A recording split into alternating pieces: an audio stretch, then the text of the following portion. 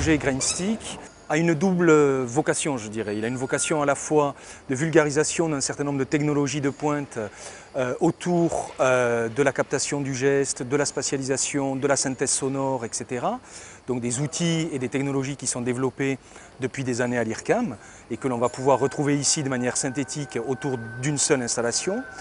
Et puis le deuxième aspect, c'est un aspect plus directement artistique qui consiste à mettre le public en situation d'être confronté, je dirais, à un univers sonore qu'il va pouvoir lui-même manipuler, sur lequel il va pouvoir interagir, modeler à sa guise, avec comme principe premier, interagir avec le son. La première interaction qu'on peut faire avec un son, c'est de l'écouter.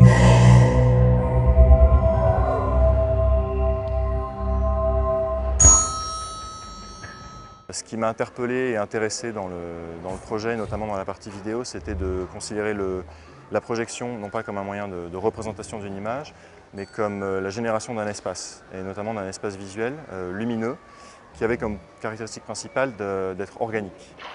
Voilà, c'est cette réaction aux actions donc, des spectateurs, et en même temps la réaction des spectateurs au matériel qui était généré et en partie autogénéré, qui me paraissait être tout à fait juste et intéressant dans ce travail.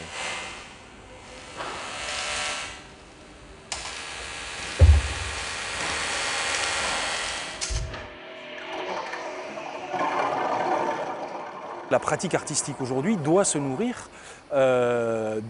des domaines scientifiques. Elle doit s'insérer dans une dynamique de recherche plus globale qui a lieu aujourd'hui dans le monde de partout, avec l'émergence de technologies, et elle doit les approprier pour s'en servir, pour les détourner, pour permettre d'avoir sur elle notre regard plutôt orienté vers le sensible que vers le fonctionnel.